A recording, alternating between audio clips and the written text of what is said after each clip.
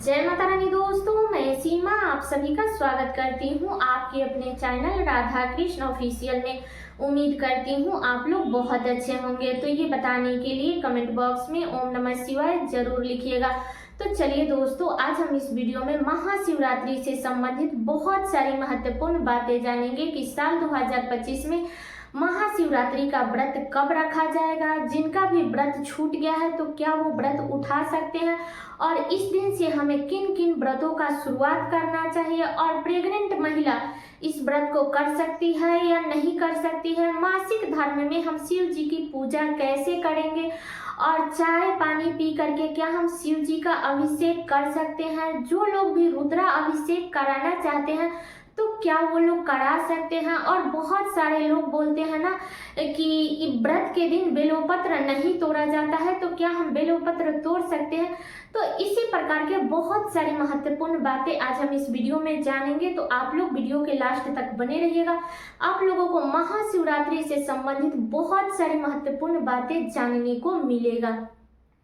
तो चलिए वीडियो को शुरू करते हैं और जान लेते हैं सभी महत्वपूर्ण बातें। और दोस्तों, अगर आप लोग चैनल पर नए आए हैं तो चैनल को सब्सक्राइब और वीडियो को लाइक जरूर कर दीजिएगा। तो सबसे पहले बता दूं दोस्तों कि महाशिवरात्रि जो कि फाल्गुन मास के चतुर्दशी तिथि के दिन महाशिवरात्रि का व्रत रखा जाता है। तो अब की बार साल 2025 में 26 फरवरी को महाशिवरात्रि का व्रत रखा जाएगा। दिन है बुधवार, ठीक है। तो महाशिवरात्रि का जो व्रत होता है ना, वो बड़े ही पावन और पवित्र व्रत होता है, क्योंकि इस दिन शिव जी और माता पार्वती के शादी का वर्षगांठ होता है, शादी का सालगिरह होता है। इसलिए इस दिन हमें शिव जी की पूजा बड़े ही विधि विधान से करनी चाहिए, उनका अभिषेक करनी चाहिए। माता पार्वती को भी श्रृंगार के सामान जरूर अर्पित करनी चाहिए, ठीक है। तो इस दिन तो मैं हर किसी से रिक्वेस्ट करूंगी, चाहे वो मतलब कि लेडीज हो या पुरुष लोग भी हो, सभी को व्रत रखना चाहिए। ज्यादा छोटा बच्चे हो या बुजुर्ग हो, उनको छोड़ करके बाकी सबको व्रत रखना चाहिए, क्योंकि ये जो व्रत है ना, वो बड़े ही पावन और पवित्र व्रत है। लेकिन मान लीजिए अगर आप किसी कारणवश इस व्रत को नहीं रख सकती है, तो भी आपको महाशिवरात्रि के दिन कम से कम 1 लोटा जल आपको शिव जी के ऊपर जरूर चढ़ानी चाहिए, ठीक है। तो सभी लोग शिव जी को आप लोग इस दिन जल जरूर चढ़ाइएगा। अब चलिए जान लेते हैं कि जिनका भी व्रत छूट गया है तो क्या वो उठा सकते हैं। तो जी बिल्कुल उठा सकते हैं, क्योंकि अब की बार कोई मलमास खरमास अधिक मास कुछ नहीं है। तो जो लोग भी व्रत उठाना चाहते हैं वो लोग उठा सकते हैं। और बता दूं कि बहुत सारे घरों की नियम होती है कि एक बार कोई भी व्रत अगर छूट जाता है ना, तो दोबारा वो लोग उठाने नहीं देते हैं। तो ऐसा कुछ भी नहीं है। अगर आपका व्रत छूट गया है तो आप लोग उठा सकती हैं। बाकी आप अपने घर के मतलब कि जो भी नियम है उसको देख लीजिएगा, ठीक है। और जो लोग भी प्रदोष का व्रत या 16 सोमवार का व्रत या शिवरात्रि मासिक शिवरात्रि का व्रत जो लोग भी उठाना चाहते हैं ना, तो फाल्गुन मास के इस महाशिवरात्रि से कोई भी अच्छा पावन और पवित्र महीना आपको नहीं मिल सकता है।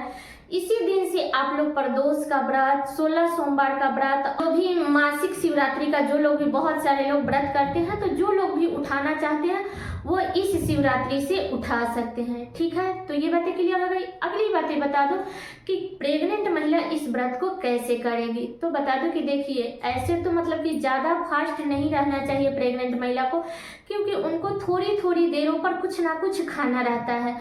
तो देखिए, अगर आप करना चाहती है तो आप कर सकती है, कोई दिक्कत नहीं है। फल फलाहार करने वाला है, ये कोई निर्जल व्रत नहीं है। जितिया हो तीज हो, तो इस प्रकार का ये कोई निर्जल व्रत नहीं है कि हमें निर्जल रहना है।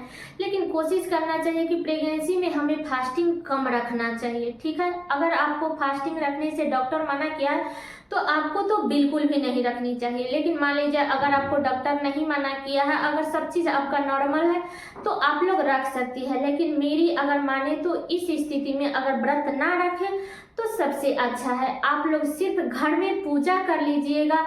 जो भी मतलब कि भांग बेलपत्र है उसको घर में चढ़ा दीजिएगा। और एक बात और बता दूं कि कभी भी प्रेग्नेंट महिला को शिवलिंग को स्पर्श नहीं करनी चाहिए। शिवलिंग पर आप लोग जल मत चढ़ाइएगा, ठीक है।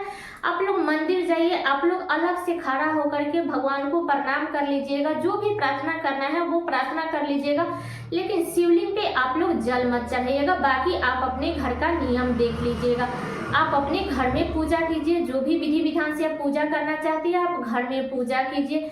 इसके बाद में आप जो भी नॉर्मल भोजन है आप लोग भोजन कर लीजिएगा। अगर व्रत रखना चाहती है तो आप लोग फल फ्रूट खा लीजिएगा, लेकिन अगर प्रेग्नेंट महिला अगर व्रत ना रखे तो सबसे अच्छा है, बाकी आप अपना देख लीजिएगा, ठीक है। तो ये बातें क्लियर हो गई। अगली बातें बता दो कि क्या हम मासिक धर्म में शिव जी की पूजा कर सकते हैं? तो जी बिल्कुल नहीं। देखिए, शिव जी जो है ना वो देव है, और देव की पूजा हमें 7वें दिन के बाद से ही पूजा करनी चाहिए। अगर आपका 6ठा दिन भी हो गया है, अगर आप पूरी तरह से फ्रेश हो गई है, तब आपको शिव जी की पूजा करनी चाहिए, उनसे माफी मांग करके। क्योंकि बहुत सारे लोगों के मन में संकोच रहता है ना कि 1 साल पे व्रत आया है, कैसे मैं व्रत नहीं रखूंगी, तो बहुत सारे लोगों का मन नहीं मानता है। लेकिन बता दूं कि आप लोग जैसे देवी की पूजा हम 4थे दिन, 5वें दिन या 6ठे दिन कर लेते हैं ना पीरियड के, वैसे हमें शिव जी की पूजा नहीं करनी है। अगर आपका 6ठा दिन भी है, पूरी तरह से फ्रेश हो गई है, तभी आपको शिव जी की पूजा करनी है माफी मांग करके। अगर इससे कम है तो आप लोग शिव जी को स्पर्श मत कीजिएगा। जो भी आपके घर में आपके बच्चे हैं, आपके हस्बैंड है, तो उनसे आप लोग पूजा पाठ करा दीजिएगा। मान लीजिए वो आपके जैसे पूरे नियम धर्म से नहीं करेंगे, लेकिन अगर वो लोग सिर्फ घंटी बजा करके और भगवान को भोग लगा देंगे ना, तो उतने से ही वो सारे फल आपको प्राप्त हो जाएगा, ठीक है। लेकिन ये नहीं है कि चलो मतलब कि 3 दिन 4 दिन 5 दिन 6 दिन हुआ है तो हम शिव जी की पूजा कर लेंगे। नहीं, आपको पूजा नहीं करनी है। देवी की पूजा हम 5वें या 6ठे दिन से कर सकते हैं, लेकिन देव भगवान की पूजा हमें 7वें दिन से ही करनी चाहिए। तो इस बात का ध्यान रखिएगा, ठीक है। तो ये बातें क्लियर हो गई।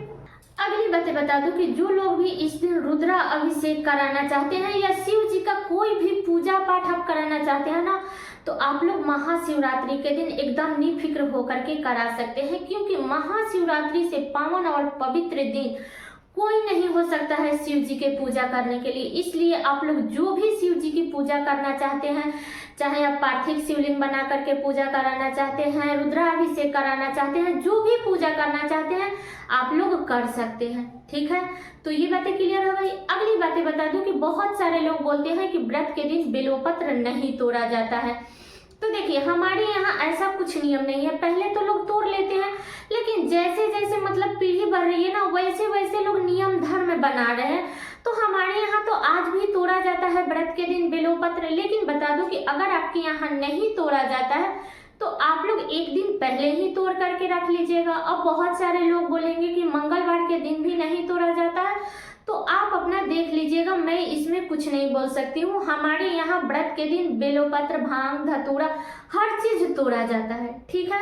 अपने घर का नियम देख लीजिएगा। अब चलिए अगली बातें जान लेते हैं कि बहुत सारे लोग बोलते हैं कि क्या हम चाय पानी पी करके शिव जी का अभिषेक कर सकते हैं। तो बता दूं कि अगर आपका स्वास्थ्य सही है तो कोशिश कीजिए कि शिव जी का अभिषेक करके ही, शिव जी को जल चढ़ा करके ही आप लोग मुख में कुछ भी डालिएगा। लेकिन मान लीजिए अगर आपका स्वास्थ्य सही नहीं है, कोई दिक्कत है, अगर आपको पानी पीना है, चाय पीना है, तो अगर उतना इमरजेंसी है तो आप लोग चाय पानी पी करके शिव जी का अभिषेक कीजिए। लेकिन अगर जरूरत ना पड़े, अगर आप स्वस्थ हैं, तो आपको जितना सुबह हो सके उतना सुबह आप लोगों को शिव जी का अभिषेक करके, शिव जी का पूजा करके, शिव जी के जल चढ़ा करके इसके बाद ही मुख में कुछ भी डालना चाहिए, ठीक है। तो ये बातें क्लियर हो गई। तो आप अपना स्वास्थ्य देख करके ही कोई भी कार्य कीजिएगा, ठीक है। अब बता दूं कि इस दिन तो हमें अपने घर में पूजा तो करना ही है, लेकिन अगर आपके आसपास में शिव मंदिर है तो आप लोग वहां भी जरूर जाइएगा। मान लीजिए कि घर में का पूजा करना अलग बात है और मंदिर में पूजा करना बहुत ही अलग बात है। इसलिए अगर आसपास में मंदिर है तो आप लोग इस दिन मंदिर जरूर जाइएगा। शिव जी को 1 लोटा जल जरूर चढ़ाइएगा, या आप अभिषेक करके पूरे विधि विधान से भी पूजा कर सकती है। और बता दूं कि इस दिन जब भी आप लोग मंदिर जाइएगा ना, तो शिव जी पर जो भी मतलब फल हो, मिठाई हो, जो कुछ भी आप लोग चढ़ाइएगा उसको उठा करके मत लाइएगा, ठीक है। ये नहीं कि बच्चे गए हैं मंदिर में या हस्बैंड गए हैं तो उठा करके प्रसाद के तौर पर उनको दे दीजिएगा खाने के लिए। नहीं, आपको ये गलती नहीं करनी है। शिवलिंग पर से आपको कुछ भी नहीं उठाना है, क्योंकि शिवलिंग पर का उठाया हुआ सामान जो लोग भी खाते हैं ना, उनको दरिद्रता होती है, मतलब कि उनका अच्छा नहीं होता है, उनका बुरा ही होता है। इसलिए कोशिश करनी चाहिए कि भूल से भी हमें शिवलिंग पर से कुछ भी उठा करके नहीं लानी चाहिए। जो भी आप लोग थाल में प्रसाद मिठाई ले करके गई है, जो चढ़ा दी है, और जो थाली में बचा है वो ले करके आप अपने पति को, बच्चे को, घर में जो भी घर फैमिली है उनको दीजिएगा खाने के लिए। लेकिन शिवलिंग पर से आप लोग प्रसाद उठा करके किसी को भी खाने के लिए मत दीजिएगा, ठीक है। तो ये बातें क्लियर हो गई। अगली बातें बता दूं कि जिनके भी मतलब पति ज़्यादा गुस्सा करते हैं, तो वो लोग अगर मंदिर जाते हैं ना, चाहे वो पति हो, बच्चे हो, जो भी गुस्सा ज़्यादा करते हैं, तो अगर महिलाएं घर की अगर मंदिर जाती है तो उन्हें शिवलिंग पर चंदन लगा करके और वो चंदन अपने पति और बच्चे को जरूर लगाना चाहिए। अगर साथ में गए हैं तो वहीं पे लगा दीजिए, अगर साथ में नहीं गए हैं तो बिल्व पत्र पर उठा करके लाइएगा और घर में ला करके आप अपने पति और बच्चे को लगा दीजिएगा। ऐसे शिव जी का जो चंदन होता है वो ठंडा होता है, तो भगवान चाहेंगे तो आपके पति और बच्चे का भी दिमाग ठंडा हो जाएगा। इसलिए आप लोग शिवलिंग पर से अपने पति बच्चे को चंदन लगाइएगा, लेकिन उस पे से प्रसाद उठा करके मत लाइएगा, ठीक है। और अगली बातें बता दूं कि हमें कभी भी शिवलिंग पर ऐसे सीधा बेलपत्र नहीं रखनी चाहिए, ठीक है। उसको ऐसे पलट करके ही रखनी चाहिए, इस बात का ध्यान रखिएगा। ये नहीं कि गए और हड़बड़ी में हम कैसा हूँ बेलपत्र चढ़ा दिए। तो बेलपत्र चढ़ाते समय आप लोग ध्यान रखिएगा कि जो चिकना वाला भाग होता है वो शिव जी के सर के तरफ होना चाहिए, पलट करके रखिएगा, ठीक है। तो सारी बातें क्लियर हो गई। उम्मीद करती हूँ कि आप लोगों के लिए वीडियो बहुत ही उपयोगी होगा। तो ये वीडियो मेरा यहीं तक का था। कैसा लगा ये वीडियो आप लोग कमेंट करके जरूर बताइएगा। चैनल पे नए आए हैं तो सब्सक्राइब कर लीजिएगा, वीडियो को लाइक कर दीजिएगा, वीडियो को शेयर कर दीजिएगा, ताकि हर किसी को महाशिवरात्रि से संबंधित सभी महत्वपूर्ण बातें जानने को मिल सके। तो चलिए दोस्तों, मिलती हूँ अगले वीडियो में किसी नए वीडियो के साथ में। तब तक के लिए नमस्कार।